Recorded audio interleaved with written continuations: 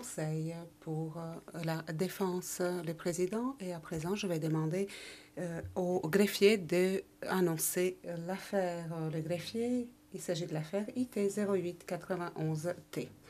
Le président, avant de continuer, je voudrais tout d'abord vérifier que les accusés peuvent m'entendre dans une langue qu'ils comprennent. Je m'adresse aux deux accusés.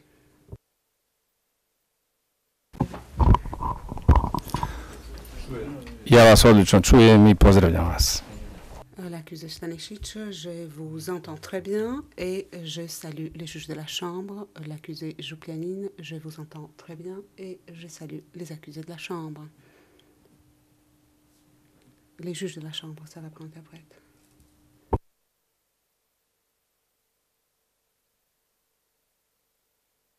And Stoyan Zupilinin. Le président.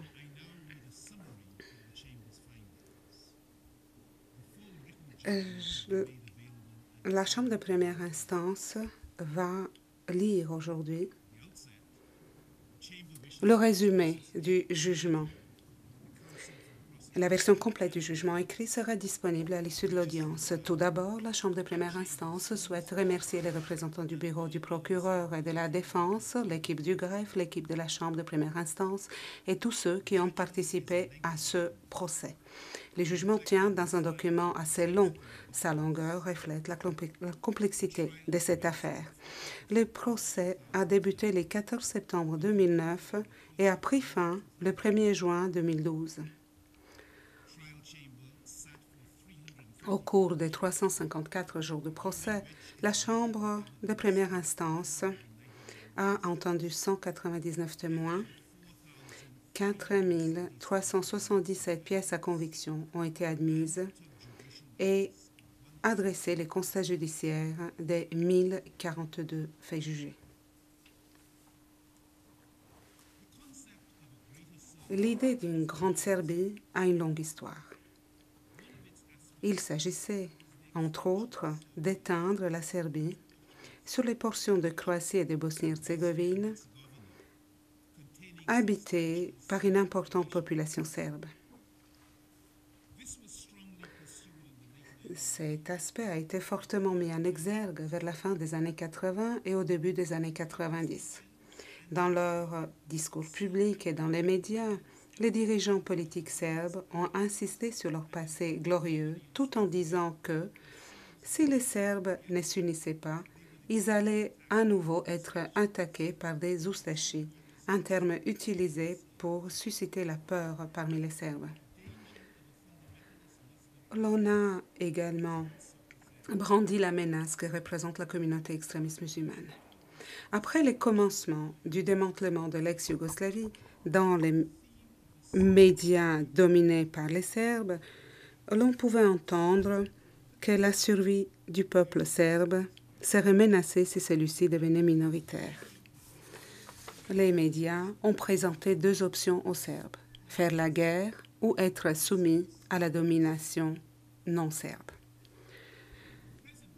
Dans cette affaire, il s'agit de déterminer les rôles et les responsabilités de Micho Stanisic et de Stoyan Jouplianine dans les événements qui se sont déroulés en Bosnie-Herzégovine suite à la création de la Republika Srpska en Bosnie-Herzégovine. Micho Stanisic était ministre de l'Intérieur de la Republika Srpska. Dans ce résumé, le ministère des Affaires intérieures sera appelé le MUP. Stoyan Jouplianine a été, pendant la période pertinente à l'acte d'accusation, commandant du Centre régional des services de sécurité de Banja Luka. Entre les mois de mai et les mois de juillet 1992, il a également été membre de la cellule de crise de la région autonome de Krajina, ci-après l'Irak. Micho Stanisic et Stoyan Jouplianine devaient répondre des 10 chefs d'accusation pour les crimes contre l'humanité et violation des lois ou coutumes de la guerre. Un des modes de responsabilité individuelle pénale leur est reproché en raison de leur participation à une entreprise criminelle commune. Le but de cette entreprise criminelle commune aurait été de chasser définitivement les musulmans de Bosnie, les Croates de Bosnie et autres non-serbes du territoire de l'État serbe envisagé. L'entreprise criminelle commune aurait vu le jour au plus tard le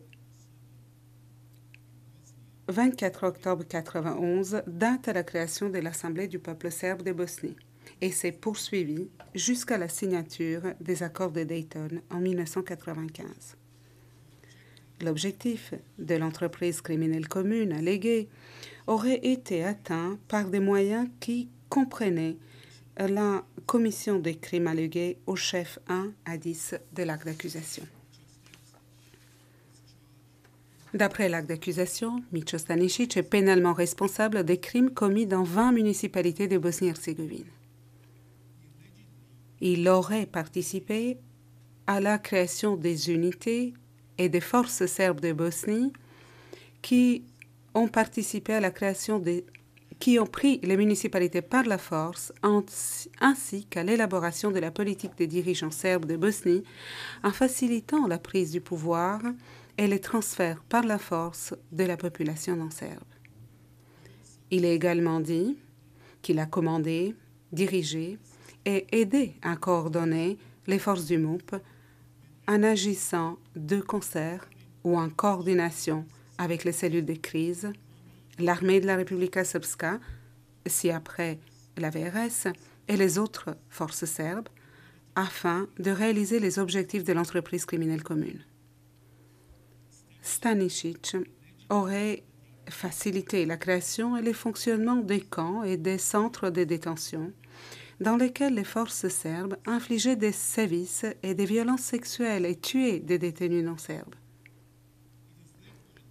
Stanisic n'aurait donc pas pris des mesures adéquates pour protéger les musulmans de Bosnie, les Croates de Bosnie et autres non-serbes, alors même qu'il était censé les protéger en raison de sa fonction du ministre de l'Intérieur.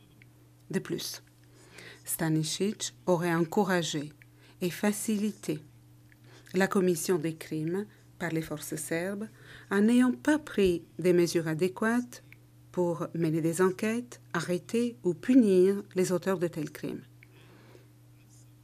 Il a notamment encouragé le maintien de la culture d'impunité en participant aux enquêtes farces menées par rapport à ces crimes. D'après l'acte d'accusation, Stoyan Juplianin est pénalement responsable des crimes commis dans 8 municipalités de Bosnie-Herzégovine, les municipalités de l'Arak.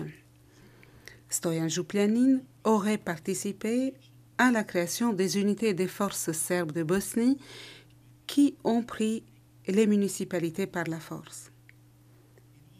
Afin de faciliter la mise en œuvre des objectifs de l'entreprise criminelle commune, il aurait ordonné, commandé et dirigé les membres et agents du MUP en agissant de concert ou en coordination avec les cellules de crise, la VRS et d'autres forces serbes, et en ayant participé à la formation, le financement, l'approvisionnement et les soutiens accordés aux unités spéciales.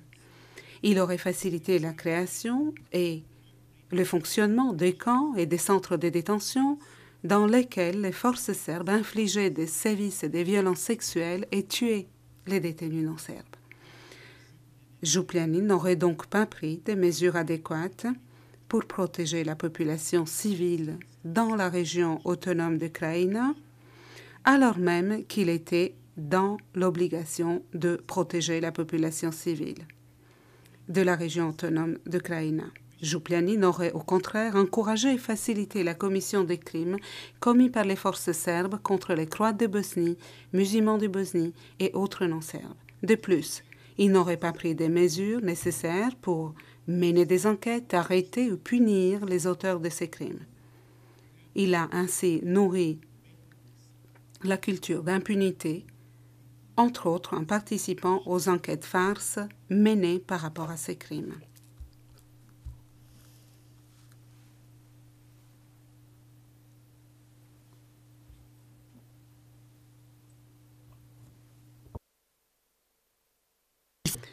À présent, la Chambre de première instance va brièvement exposer ses conclusions concernant les crimes qui auraient été commis en 1992 en Bosnie-Herzégovine. Le 3 avril 1992, tôt le matin, un groupe de paramilitaires, connu sous le nom des Forces de défense serbes ou le SOS, a mis en place des points de contrôle et a ainsi bloqué la ville de Banja Luka.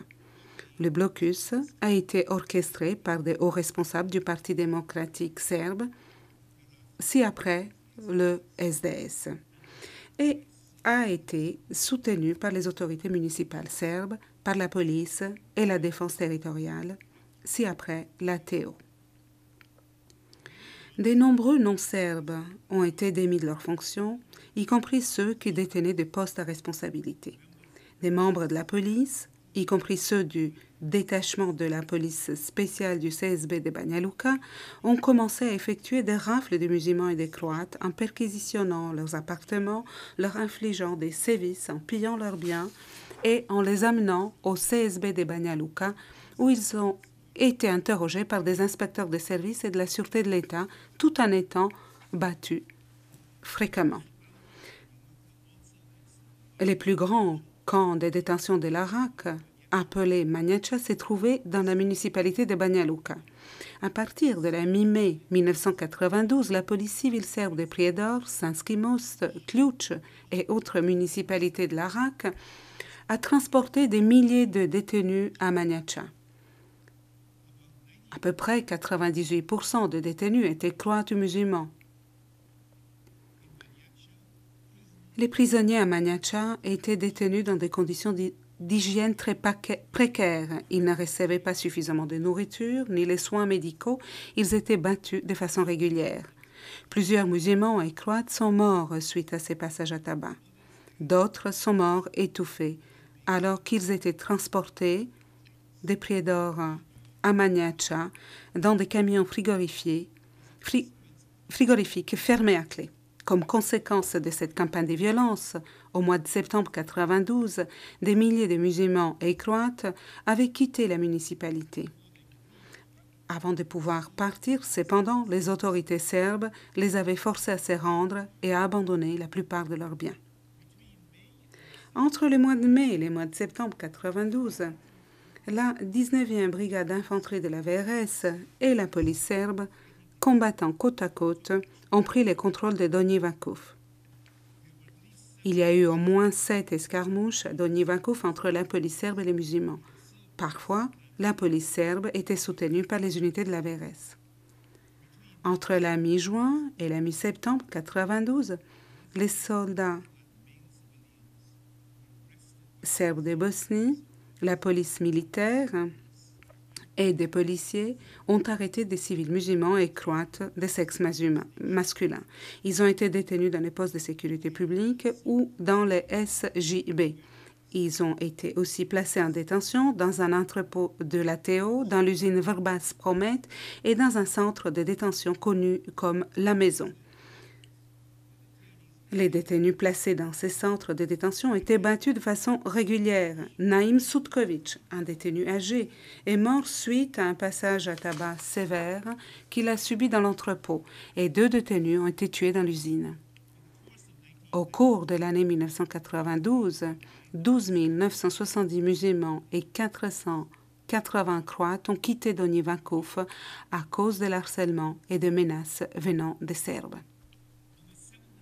Le 7 mai 1992, les forces de la JNA sont entrées dans la ville de Ključ en imposant le couvre-feu.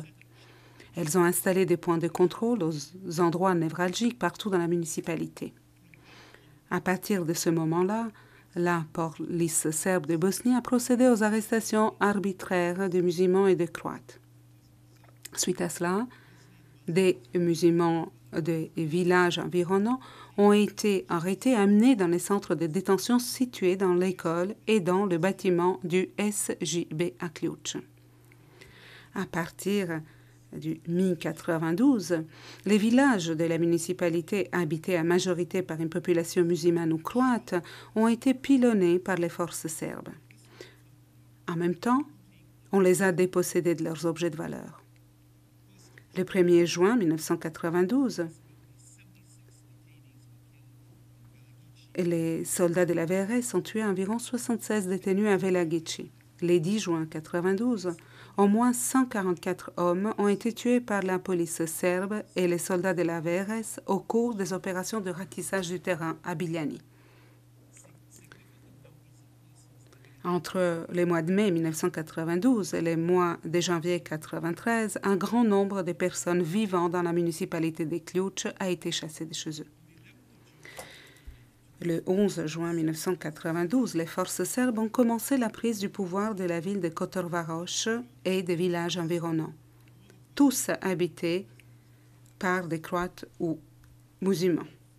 Au total, au cours de l'année 1992, 14 monuments musulmans et catholiques de Kotor Varoš ont été lourdement endommagés ou bien totalement détruits. La plupart d'entre eux ont été détruits en juillet ou en août, c'est la par feu, explosif ou pilonnage. Les détachements de la police spéciale du CSB de Banja Luka et la police de Kotor Varoš ont arrêté et placé en détention des habitants musulmans et croates dans la SJB de Kotor Varoš, dans la prison de Kotor Varoš et dans la Syrie.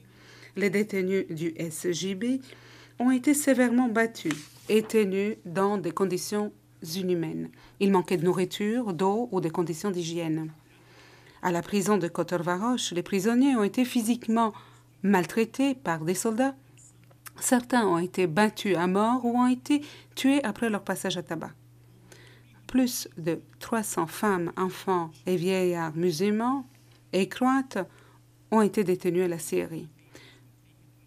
Pendant la nuit, l'on faisait sortir du hall principal de la Syrie les détenus de sexe féminin pour qu'elles soient violées par les membres des forces serbes.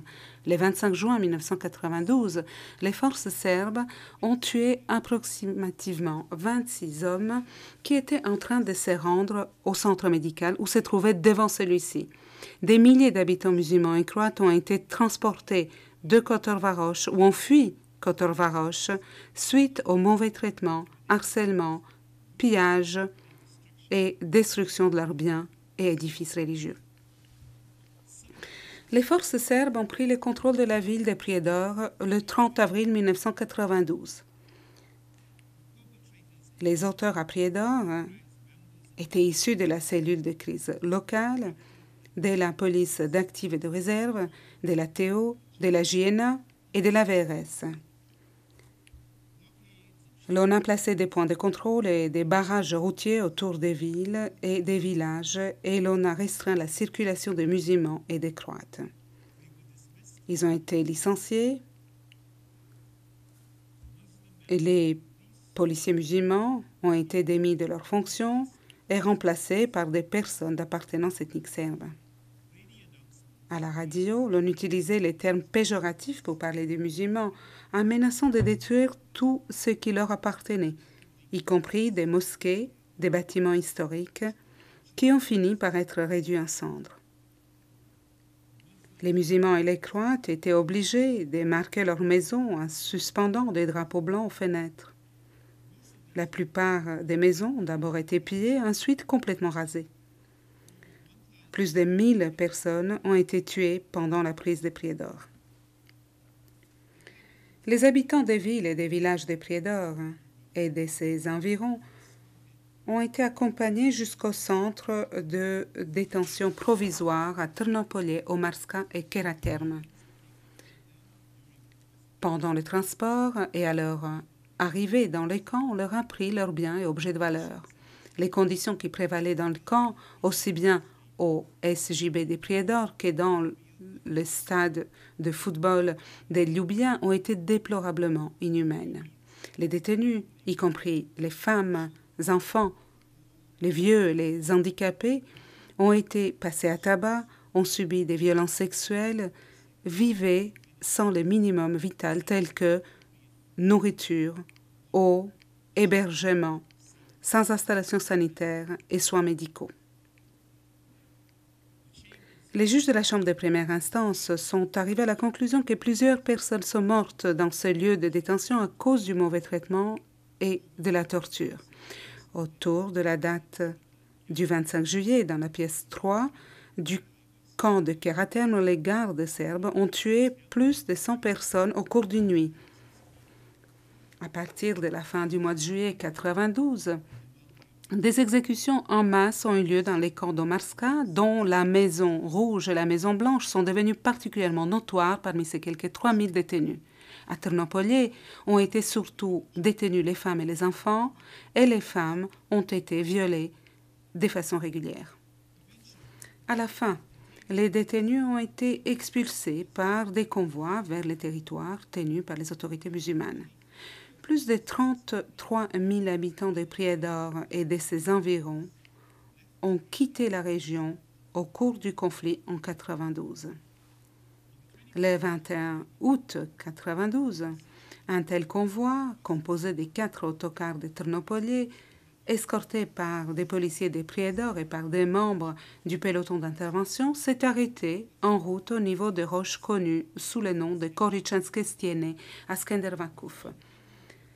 L'on a ordonné aux 150 à 200 hommes de descendre des autocars. On les a forcés à s'agenouiller au-dessus du ravin et on les a exécutés. Un témoin a dit qu'il s'était tourné vers son père en lui disant « Père, jette-toi ». Son père l'a ensuite poussé dans le ravin. On a jeté les grenades à main dans les ravins pour faire en sorte que personne n'ait survécu. Ce témoin a été parmi les quelques rares survivants.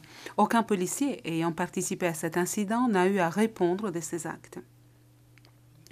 Le 25 mars 1992, le président de l'antenne du SDS de Srpski Most a proclamé que tous les territoires serbes de la municipalité faisaient partie de la Republika Srpska.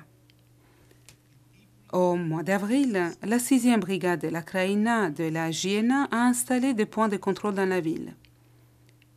Les autorités serbes ont créé la cellule de crise contrôlée par le SDS. La cellule de crise, avec l'aide des paramilitaires, a commencé à licencier les musulmans et les Croates. Les paramilitaires serbes ont plastiqué les commerces appartenant aux musulmans et aux Croates. Au mois de mai, sous les ordres de la cellule de crise, de la JNA et de la TO, s'est déroulée une opération visant à confisquer les armes détenues de façon illégale. Cette opération a visé seulement les citoyens d'appartenance ethnique musulmane et croate. Après avoir mené à bien des opérations militaires contre les villages et les hameaux non serbes, les membres de la 6e brigade de la Krajina, y compris leur police militaire, ont pillé les biens, détruit les maisons et mosquées et ont arrêté autour de 1600 musulmans et croates. Ces hommes ont été détenus dans des conditions rudes dans les centres de détention à Srpski Most, où des policiers et membres de la TO les ont passés à tabac. On a également détenu des femmes et des enfants de façon provisoire jusqu'à ce que les autorités serbes organisent des convois pour les expulser vers des territoires détenus par les musulmans. À la fin de l'année 1992, presque toute la population musulmane de Srpski Most a fui suite à la campagne de violence menée contre elle par les forces serbes.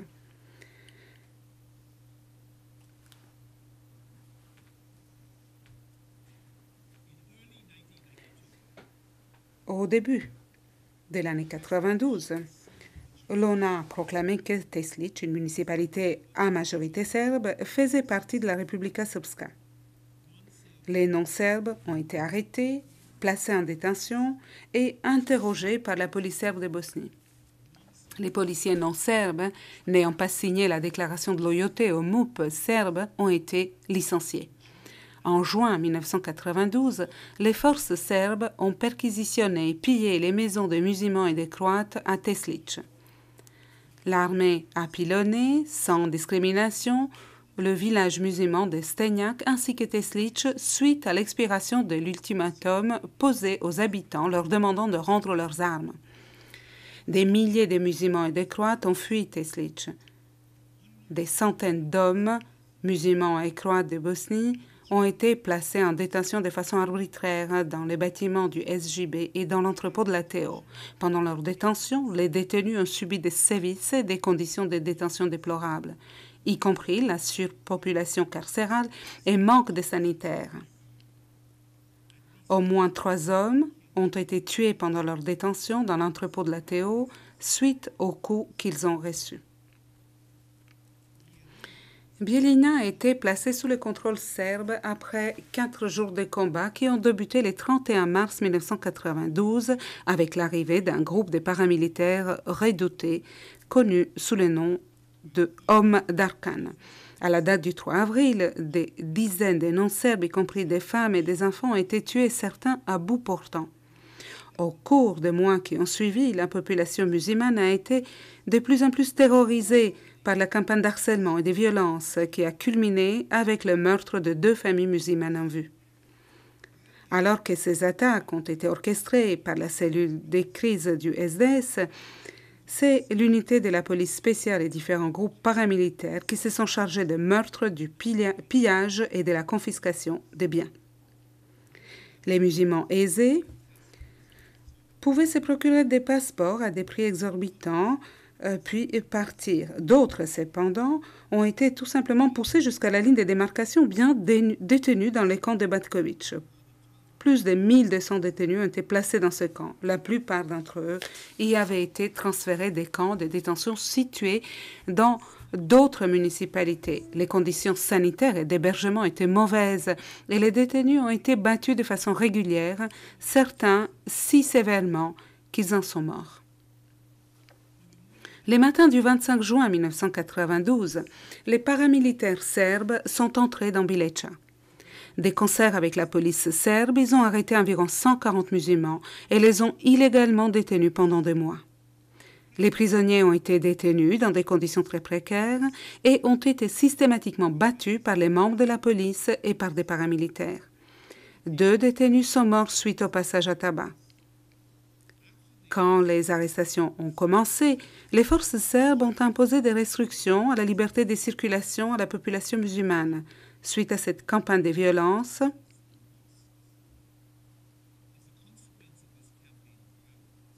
la population musulmane a fui Bijeljina. Leurs maisons ont été rasées ainsi que des mosquées. Le matin du 17 avril 1992, la ville de Bosanski Shamac a été investie par les forces serbes, parmi lesquelles se trouvaient des soldats de la JNA. Au cours de 2 journées qui ont suivi, la population non serbe a été forcée à remettre ses armes à la JNA.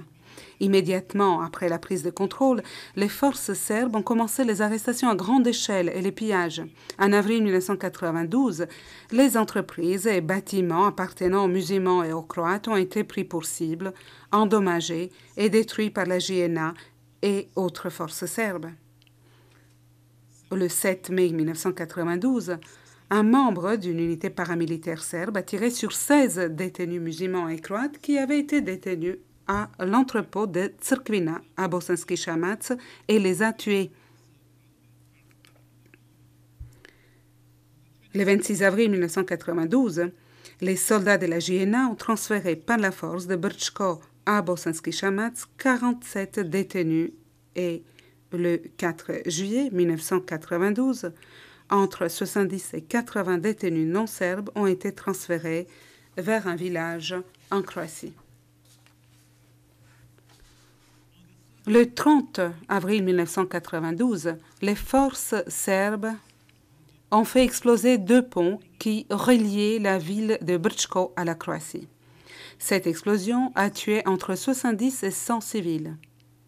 Le lendemain, 1000 membres des forces serbes, parmi lesquels se trouvaient la JNA, les paramilitaires et les bataillons de la Teo, ont lancé une attaque sur Brčko.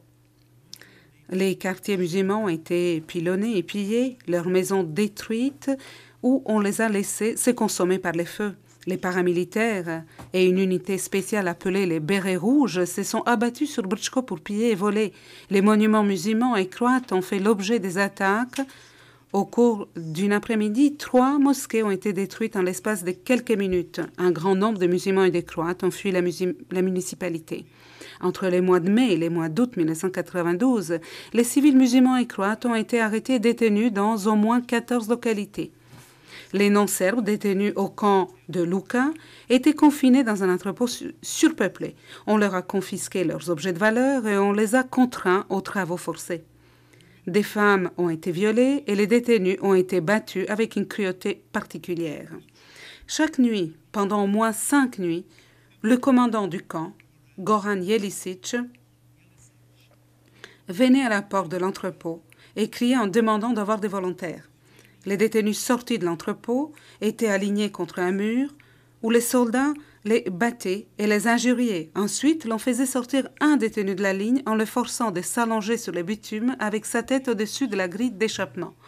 Ce détenu était tué par une balle dans la nuque. Les détenus alignés contre le mur étaient ensuite forcés à enlever les corps. Et ensuite, la tuerie s'est poursuivie, tuant au moins encore un des détenus alignés contre le mur. À chaque fois que l'on faisait sortir un groupe de détenus, les détenus restés dans l'entrepôt entendaient les mêmes mots. Une voix qui disait « Allonge-toi par terre, mets ta tête contre la grille ». Ensuite, ils attendaient un tir. Environ 50 hommes ont été tués de cette façon, soir après soir. Le 3 mai 1992, les paramilitaires serbes, la police et la JNA ont pris le contrôle de la ville de Doboj. La cellule de crise a pris le contrôle de la municipalité. Membres du détachement de la police spéciale et paramilitaire, y compris les bérets rouges, les loups de Predo et les hommes de Martic, ont sémé la terreur dans la ville en violant, pillant et tuant la population musulmane et croate. Les bérets rouges, avec d'autres groupes des paramilitaires, se sont emparés des biens appartenant aux musulmans et aux croates, les ont arrêtés, battus au CSB. Ils les ont remis à la prison centrale de Doboj, dirigée par des membres du ministère de la Justice de la Republika Srpska, selon les consignes émanant de la cellule de crise de Doboj. Ils ont été détenus dans des conditions sanitaires précaires et le soir, les paramilitaires les passaient à tabac. Aux heures ouvrables, les détenus étaient amenés à la CSB pour y être battus. Pendant la même période, les forces serbes ont détruit des monuments musulmans et catholiques. À cause de cette ambiance d'intimidation, des milliers d'habitants musulmans et croates ont fui Doboj en 1992. Au mois d'avril 1992, la ville de Gacko a été placée sous le contrôle de la JNA. La ville a été pillée et incendiée et au moins 137 musulmans ont été tués. Après cela, 270 musulmans et croates ont été détenus dans 6 centres de détention. Les détenus à l'hôtel de la centrale électrique étaient détenus dans des conditions déplorables, ils étaient menacés, ils subissaient des sévices et des agressions sexuelles. Certains d'entre eux étaient battus, d'autres tués. Ceux que l'on a amenés dans les bâtiments du SJB de Gacko se sont vus confisquer leurs biens et ils ne recevaient pas suffisamment de nourriture ni d'eau, vivant dans des conditions de surpeuplement sans sanitaire. Ils étaient nombreux à recevoir des coups à répétition. Les détenus ont vu d'autres détenus se faire tuer et ont été forcés à nettoyer les sangs après cela. Un homme a été forcé à regarder comment son parent proche s'est fait violer par des membres des bérets rouges. Après cela, il a reçu un coup de pied au visage qui lui a fracturé le nez et une pommette. Certains détenus ont été amenés sur un pont à proximité de Kotlina. Ils ont été tués par les policiers et jetés du pont. En mai et en juin, 800 femmes et enfants musulmans ont été transportés hors de la ville. Quand la JNA et la police ont attaqué Fazalić Kula le 17 juin, des centaines d'autres personnes ont fui. Au mois de mars 1992, à Iliash, le SJB s'est divisé selon l'appartenance ethnique de ses membres. La cellule de crise serbe a pris le contrôle des institutions civiles et militaires dans la municipalité. Le 27 mai, les membres du SJB Iliash ont attaqué les villages de Gornja Bioča. Ils ont incendié les maisons de musulmans, tué 2 personnes et ont blessé une petite fille. Un groupe d'hommes du village a été placé en détention dans plusieurs lieux de détention. Les 4 juin, les soldats serbes et la police ont lancé une attaque contre les villages de Ljechevo habités à majorité par une population musulmane en tuant 20 villageois et déplaçant les autres vers Podlugovi où ils ont été placés en détention avec des personnes venues d'autres villages d'Iliash. Les détenus croates et musulmans ont été battus et forcés à chanter des chants nationalistes serbes. Autour du 17 août, les détenus ont été transférés par la police militaire serbe et par les employés du SJB dans le centre de détention de Vogošća, connu sous le nom de la Maison des Plaignants. Vers la fin mars ou début avril 1992, la police de Vogošća s'est divisée en fonction de l'appartenance ethnique de ses membres. Entre les 4 et les 17 avril 1992, une grande partie de la municipalité a été placée sous le contrôle serbe par les unités de l'armée et de la police. Suite au refus de se rendre, le village musulman de Svrake a été bombardé par un avion militaire et pris le 3 mai 1992 ou autour de cette date. Il y a eu jusqu'aux 1000 musulmans détenus dans la caserne de Semizovac. Ils ont tous été libérés au bout de 2 à 3 jours, sauf 100 prisonniers qui ont été transférés dans un centre de détention appelé le Bunker. Là, ils ont été passés à tabac par les policiers serbes de Vogošća, détenus dans des conditions mauvaises, utilisés pour des travaux dangereux ou en tant que bouclier humain.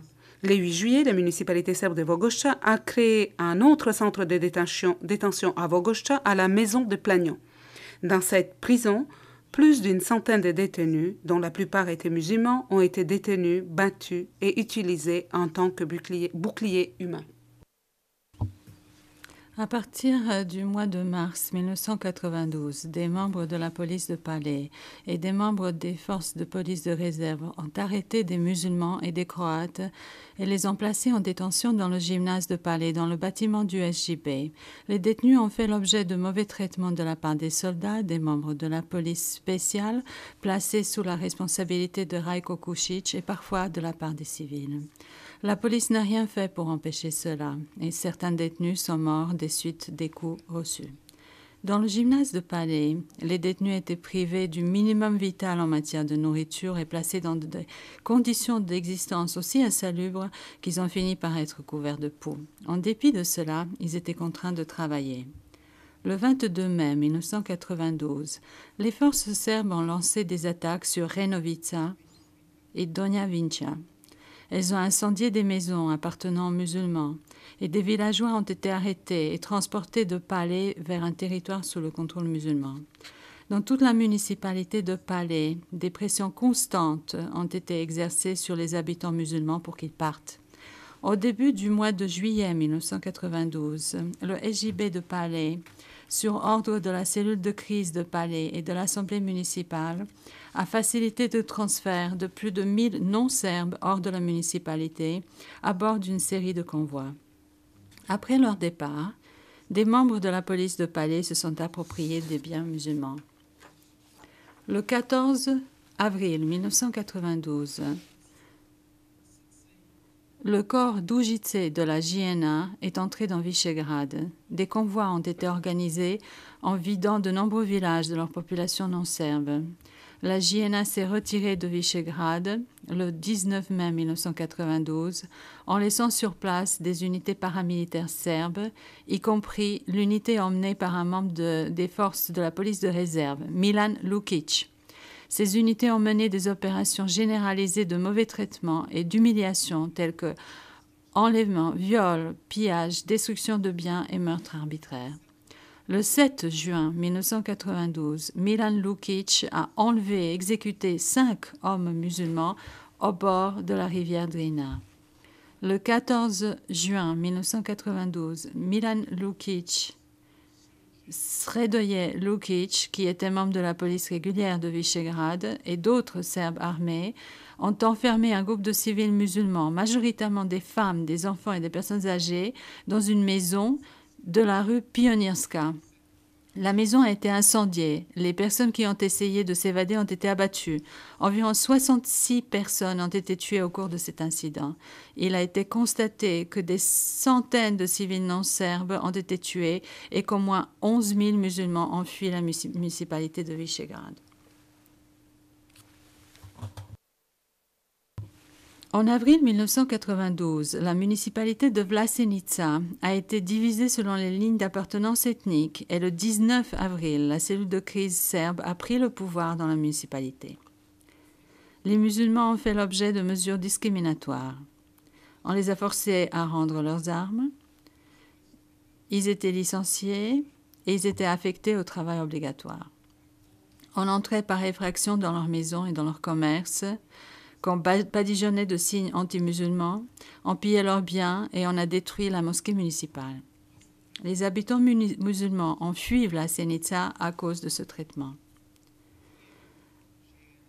La TO, la JNA et l'unité spéciale de la police de Vlasenica ont mené des opérations dans des villages à majorité musulmane, tels que Zaklopacha et Drum, pendant lesquels ils ont détenu ou tué des hommes musulmans, déplacé des femmes musulmanes et des enfants musulmans vers le territoire contrôlé par les musulmans et détruit leurs maisons. Des musulmans ont été placés en détention à la prison municipale de Vlasenica, le bâtiment du SJB et le camp de Sušica. Les détenus ont subi des interrogatoires, des coups, des viols, des meurtres, assassinats et d'autres conditions inhumaines d'existence. Le 21 mai 1992, au moins 28 hommes musulmans de la municipalité de Bratunac, détenus à Vlasenica, ont été exécutés dans un lieu situé à l'extérieur de Nova Kasaba. Le 8 avril 1992, des policiers des paramilitaires serbes, de concert avec les unités de la TO et de la JNA, ont bombardé et ont investi la ville de Zvornik. Des opérations militaires se sont poursuivies pendant les mois d'avril, mai et juin, et les forces serbes se sont emparées de plusieurs villages musulmans de la municipalité. Après les attaques contre les villages musulmans, des policiers, des paramilitaires et des membres d'unités de la TO et de la JNA, qui étaient serbes, ont expulsé la population musulmane, ont détruit leurs maisons et leurs mosquées et se sont appropriés leurs biens. Les forces serbes ont aussi arrêté des centaines d'hommes musulmans et les ont placés en détention dans des centres situés dans la ville de Zvornik et alentour. Des policiers serbes et des membres de la TO ont infligé aux détenus des coups et des mauvais traitements. Au centre culturel de Tchelopek, les guêpes jaunes et d'autres paramilitaires, la police étant au courant, ont roué de coups et blessé des prisonniers musulmans. Ils les ont aussi humiliés, agressés sexuellement et mutilés.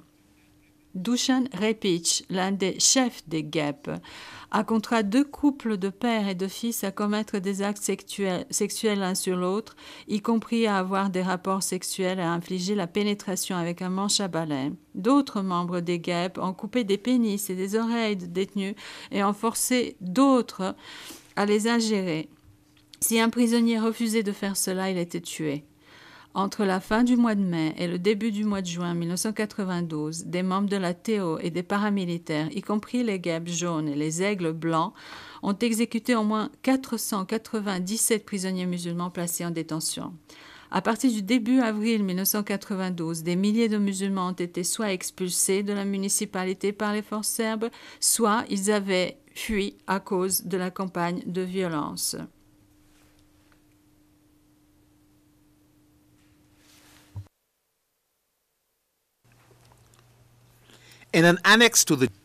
Dans une annexe au jugement, la Chambre de première instance a exposé son analyse des preuves scientifiques et des conclusions relatives à chacune des 1735 victimes de meurtre-assassinat identifiées dans l'acte d'accusation.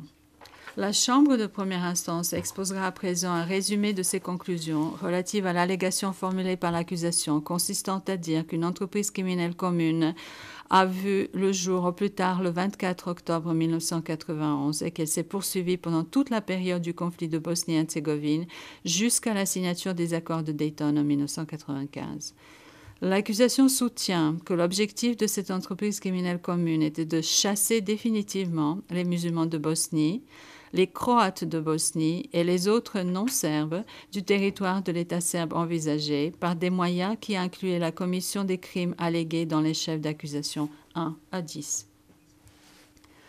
Dans son jugement écrit, la Chambre de première instance a constaté que, suite à l'adoption le 15 octobre 1991 de la déclaration d'indépendance à l'Assemblée de Bosnie-Herzégovine par les députés du Parti de l'Action démocratique et par ceux de l'Union démocratique croate, le SDS et la direction serbe de Bosnie ont commencé à créer des institutions bosno-serbes distinctes et parallèles et à établir des municipalités serbes en Bosnie-Herzégovine.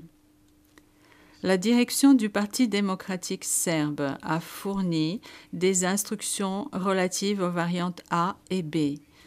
L'objectif principal de ces instructions était de préparer les communautés serbes locales et leurs dirigeants à s'emparer du pouvoir dans les municipalités situées à travers la Bosnie-Herzégovine.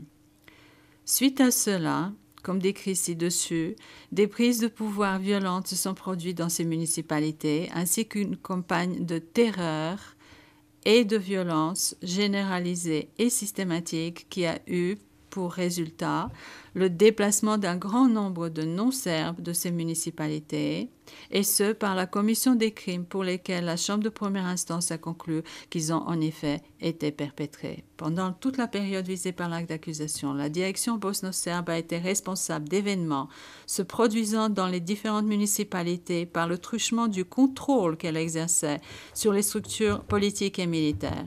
Sur la base de nombreuses déclarations des dirigeants bosno-serbes de l'époque, la Chambre de première instance a établi que l'objectif de ces actions était la création d'un État serbe aussi ethniquement pur que possible par l'expulsion des musulmans de Bosnie et des Croates de Bosnie. En conséquence, la Chambre de première instance est convaincue, au-delà de tout doute raisonnable, qu'un plan commun a vu le jour au plus tard le 24 octobre 1991 et qu'il a existé pendant toute la période couverte par l'acte d'accusation. L'objectif du plan commun a été d'expulser les musulmans de Bosnie et les Croates de Bosnie du territoire de l'État serbe envisagé par la commission des crimes d'expulsion et de transfert forcé en tant que crime contre l'humanité.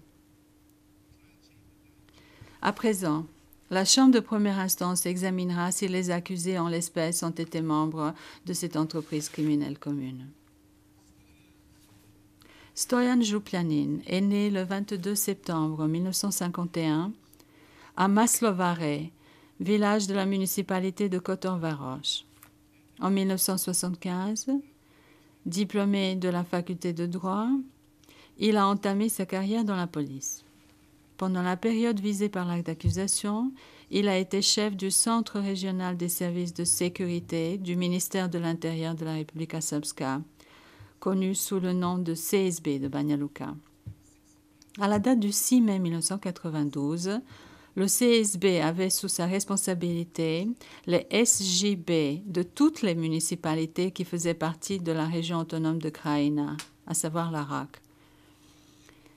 Il n'a pas été prouvé que Župljanin ait été membre du Parti démocratique serbe. Néanmoins, il a sans doute eu des liens très proches avec celui-ci. En sa qualité de plus haute autorité policière de l'Arak, Župljanin avait l'obligation juridique de protéger l'ensemble de la population civile, indépendamment de sa religion, de son appartenance ethnique, de sa race ou de ses convictions politiques. Le 5 mai 1992, Župljanin est devenu membre de la cellule de crise de l'Arak. À partir du mois d'avril jusqu'à la fin de juillet 1992, Župljanin a donné plusieurs ordres à ses policiers afin qu'ils suivent les consignes de cet organe régional. Ces ordres comprenaient le désarmement des musulmans et des Croates et des restrictions imposées sur la quantité d'argent et d'objets de valeur qui pouvaient être emportés à l'extérieur de l'Arak. De concert avec la TO de Banja Luka et avec les membres du Parti démocratique serbe et l'Arak, Stojan Župljanin a été l'un des protagonistes clés de l'organisation du blocus de Banja Luka le 3 avril 1992. Quand la communauté non serbe de Banja Luka demandait la protection de la police, Župljanin lui donnait de fausses garanties ou bien refusait ouvertement de lui accorder cette protection. De plus, Jouplianin a déployé ses policiers, y compris le détachement spécial du CSB de Banja Luka, pour désarmer les populations musulmanes et croates et pour participer, avec d'autres forces serbes, à la prise de pouvoir dans les municipalités de l'Arak. Pendant qu'il participait à ces opérations, le détachement spécial de la police de Jouplianin, qu'il avait créé et où il avait affecté des nationalistes serbes, dont certains avaient un passé criminel, a commis des crimes odieux contre des musulmans et des Croates, y compris les crimes de viol, de torture et de meurtre-assassinat. Bien qu'il ait été informé à répétition des crimes de cette unité spéciale, Jouplianin a continué de la déployer dans des opérations où elle se trouvait en contact direct avec des civils musulmans et croates, à qui ce détachement a continué d'infliger de mauvais traitements. Jouplianin était aussi au courant de l'arrestation et de la détention illégale des milliers de musulmans et de croates de l'Arak, des conditions rudes dans lesquelles ils étaient internés, ainsi que des violences et d'autres crimes qui leur étaient cruellement infligés. Bien qu'il ait été au courant de cela, Jouplianin a continué d'affecter ses policiers à garder des prisonniers détenus de manière illégale et à ordonner le transfert et le transport des détenus des centres contrôlés par la police au camp de Manjača. Il est vrai que Jouplianin a émis un certain nombre d'ordres exhortant les policiers de l'Arak à respecter la loi, mais ces ordres étaient inefficaces et, comme l'a constaté la Chambre de première instance, son intention véritable n'était pas de les faire respecter. En particulier, le 20 juillet 1992, Jouplianin a proposé à Stanisic de traiter comme otages les non-serbes illégalement détenus et de les échanger contre des prisonniers serbes. En dépit de sa connaissance approfondie de la commission des crimes contre des non-serbes, y compris par ses subordonnés, Jouplianin n'a pas enquêté sur ces crimes et n'en a pas puni les auteurs. S'agissant d'au moins 2 incidents où un grand nombre de musulmans ont été tués par des membres de la police, Jouplianin a induit en erreur les autorités judiciaires afin de protéger les auteurs de ces agissements des poursuites légales. La Chambre de première instance a conclu, au-delà de tout doute raisonnable, que par ses actes ou omissions, Stoyan Jouplianin a partagé l'intention d'expulser les musulmans de Bosnie et les Croates de Bosnie du territoire de l'État serbe envisagé, et qu'il a contribué de manière importante à ce plan.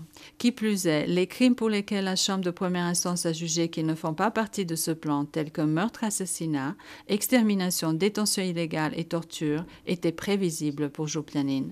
La Chambre a examiné les éléments de preuve liant les auteurs matériels aux membres de l'entreprise criminelle commune et est arrivée à la conclusion que les crimes commis dans les municipalités de l'Arak étaient imputables à au moins un membre de l'entreprise criminelle commune et ainsi à Stoyan Jouplianin. Micho Stanisic est né le 30 juin 1955 à Ponor, village de la municipalité de Palais. En 1973, il a commencé à travailler au SUP de Sarajevo. Il est devenu inspecteur après avoir obtenu le diplôme de la faculté de droit en 1982. Stanisic a participé à la première réunion du Conseil des ministres de l'Assemblée des Serbes de Bosnie. À cette réunion, la priorité a été donnée à la délimitation des frontières du territoire ethnique serbe, ainsi que l'établissement d'organes gouvernementaux sur ce territoire. Stanisic a pris part à la création du SDS et a contribué à la promotion et à la mise en œuvre de sa politique. Pendant la période couverte par l'acte d'accusation, il a été ministre de l'Intérieur de la Republika Srpska autoproclamée. En tant que l'instance suprême de la Republika Srpska dans le domaine des affaires intérieures, Stanisic avait l'obligation juridique de protéger l'ensemble de la population civile indépendamment de sa religion, de son appartenance ethnique, de sa race ou de ses convictions politiques. Stanisic a été étroitement lié à Radovan Karadžić et à d'autres principaux membres de l'entreprise criminelle commune. De plus, il a été un membre clé des autorités décisionnelles à partir de la première partie de l'année 1992. Stanisic était investi de l'autorité générale sur l'ensemble des forces de la police de la Republika Srpska et il affectait les organes relevant de la tutelle des affaires intérieures conformément à la politique et aux décisions prises par la présidence, par le Conseil national de sécurité et par l'Assemblée des Serbes de Bosnie-Herzégovine. Sa conduite, sa présence aux réunions les plus importantes, sa participation aux séances de l'Assemblée des Serbes de Bosnie-Herzégovine ainsi que son acceptation du poste de ministre de l'Intérieur, tout cela montre sa participation volontaire à la création d'une entité serbe séparée au sein de la Bosnie-Herzégovine en passant par le partage ethnique du territoire. À cette fin, Stanisic a rendu disponibles les forces de police d'active, renforcées par des policiers sans qualification, disponibles pour agir en coordination avec les forces armées afin de mettre en œuvre la division ethnique sur le terrain. Bien qu'il ait eu connaissance de la commission des crimes par ses forces conjointes, Stanisic a systématiquement approuvé le déploiement de ses forces de police de cette manière. Il a aussi permis l'emploi continu des forces de réserve par l'armée, surtout pour garder les prisons et les camps de détention. Stanisic a cherché à retirer les policiers réguliers des activités de combat uniquement vers la fin de l'année 1992, lorsque la plus grande partie du territoire de la Republika Srpska avait été consolidée. La Chambre de première instance a reçu des éléments de preuve démontrant que Micho Stanisic a donné des ordres au cours de l'année 1992, en particulier entre les mois de juillet et d'août, pour la protection de la population civile. Toutefois, Stanisic n'a pas eu recours à des pouvoirs qui lui étaient conférés par la loi pour s'assurer de l'exécution de ces ordres, et cela bien qu'il ait eu connaissance de leur inefficacité. En outre, la rédaction des ordres relatifs aux camps de détention a été déclenchée par l'attention qui leur a été portée par la communauté internationale et concernait surtout l'image de la Republika Srpska à l'étranger. Du fait qu'il n'a pas écarté des forces de la police les agents fautifs, Stanisic a enfreint son obligation professionnelle de protéger et de sauvegarder la population civile sur les territoires placés sous leur contrôle. Le fait que Micho Stanisic avait la capacité de faire davantage se reflète dans sa manière déterminée d'engager des poursuites pour le vol de véhicules Golf du MUP, de l'ARS, ainsi que suite au harcèlement des dirigeants serbes locaux par des groupes paramilitaires au début des hostilités. La Chambre de première instance constate, au-delà de tout doute raisonnable, que par ses actes ou omissions, Micho Stanisic a partagé l'intention d'expulser les musulmans de Bosnie et les Croates de Bosnie du territoire de l'État serbe envisagé et qu'il a contribué de manière importante à ce plan. Qui plus est, les crimes pour lesquels la Chambre de première instance a constaté qu'ils ne font pas partie de ce plan, tels que meurtre, assassinat, détention illégale et torture, étaient prévisibles pour Stanisic, à l'exception du crime d'extermination, dont il sera question un peu plus loin. La Chambre a examiné les éléments de preuve liant les auteurs matériels aux membres de l'entreprise criminelle commune et est arrivée à la conclusion que les crimes commis dans les municipalités, à l'exception de l'appropriation ou du pillage de biens et de la destruction sans motif de Bileća, étaient imputables à au moins un membre de l'entreprise criminelle commune et ainsi à Micho Stanisic.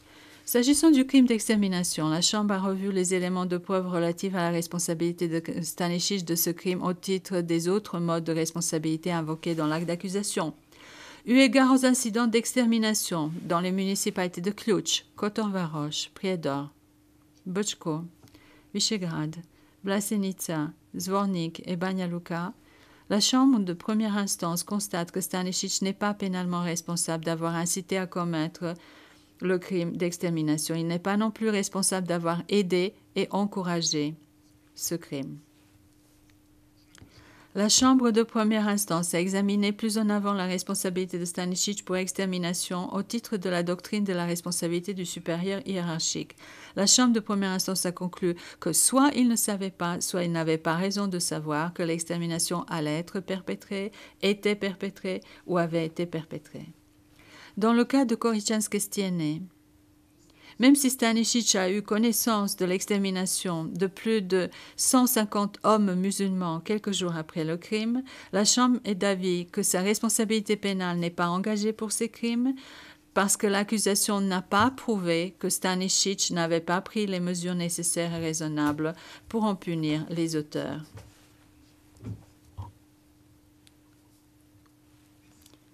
Ainsi s'achève le résumé des conclusions de la Chambre de première instance. Je vais à présent donner lecture du dispositif de la Chambre de première instance exposé dans le jugement écrit.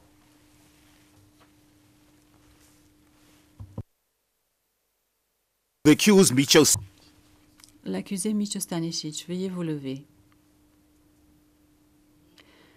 Pour les motifs qui viennent d'être exposés, et sur la base des articles 23, 24 et 27 du statut du tribunal, ainsi que des articles 98 ter, 101, 102 et 103 du règlement de procédure et de preuve du tribunal, la Chambre de première instance décide ce qui suit.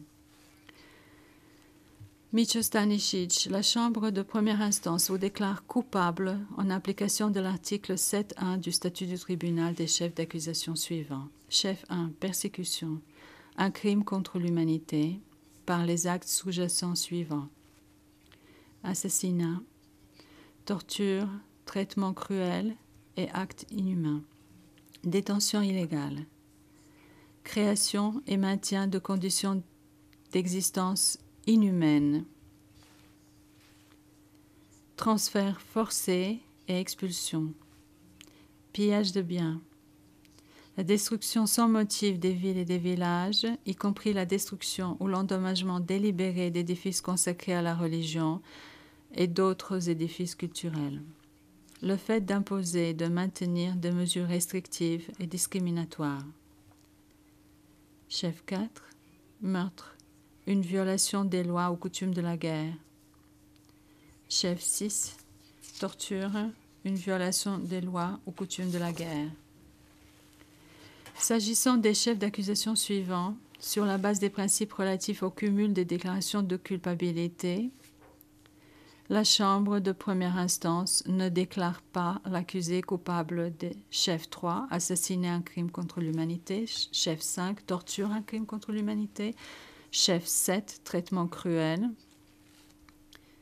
une violation des lois ou coutumes de la guerre, chef 8, actes inhumains, un crime contre l'humanité, chef 9, expulsion, un crime contre l'humanité, chef 10, actes inhumains, transfert forcé, un crime contre l'humanité.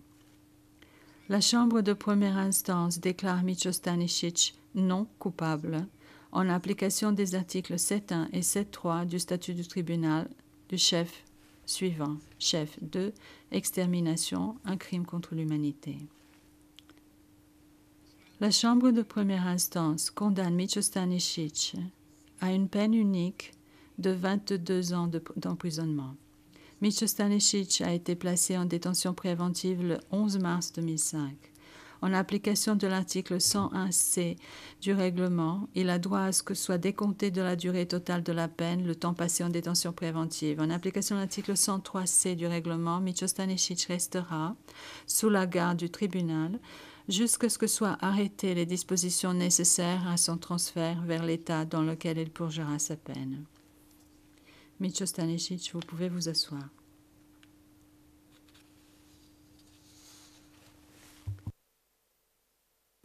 L'accusé Stoyan Jouplianine, veuillez vous lever. La Chambre de première instance vous déclare Stoyan Jouplianine coupable au titre de l'article 7.1 du statut du tribunal des chefs d'accusation suivants. Chef 1, persécution, un crime contre l'humanité, par les actes sous-jacents suivants. Assassinat, torture, traitement cruel et actes inhumains, détention illégale, création et maintien de conditions d'existence inhumaines, transfert forcé et expulsion, pillage de biens, destruction sans motif des villes et des villages, y compris la destruction, l'endommagement délibéré d'édifices consacrés à la religion et d'autres édifices culturels. le fait d'imposer et de maintenir des mesures restrictives et discriminatoires. Chef 2, extermination, un crime contre l'humanité. Chef 4, meurtre, une violation des lois ou coutumes de la guerre. Chef 6, torture, une violation des lois ou coutumes de la guerre. S'agissant des chefs d'accusation suivants, sur la base des principes relatifs au cumul de déclarations de culpabilité, la Chambre de première instance ne déclare pas l'accusé coupable de chef 3, assassinat, un crime contre l'humanité, chef 5, torture, un crime contre l'humanité, chef 7, traitement cruel, une violation des lois ou coutumes de la guerre, chef 8, actes inhumains, un crime contre l'humanité, chef 9, expulsion, un crime contre l'humanité. Chef 10, actes inhumains, transfert forcé, un crime contre l'humanité. La Chambre de première instance condamne Stoyan Juplianin à une peine unique de 22 ans d'emprisonnement. Stoyan Juplianin a été placé en détention préventive le 11 juin 2008. En application de l'article 101C du règlement, il a droit à ce que soit décompté de la durée totale de la peine le temps passé en détention préventive. En application de l'article 103C du règlement, Stoyan Juplianin restera sous la garde du tribunal jusqu'à ce que soient arrêtées les dispositions nécessaires à son transfert vers l'État dans lequel il purgera sa peine. Vous pouvez vous asseoir. The court rises. Le greffe va distribuer aux parties des exemplaires du jugement écrit à l'issue de l'audience. Ainsi s'achève le procès. L'audience est levée. Note de la cabine française. Les parties se sont présentées au début de la manière suivante. Pour M. Stanisic, Slobodan Zečević, Slobodan Cvjetić, Alex Leskovski et Dominique Kenny.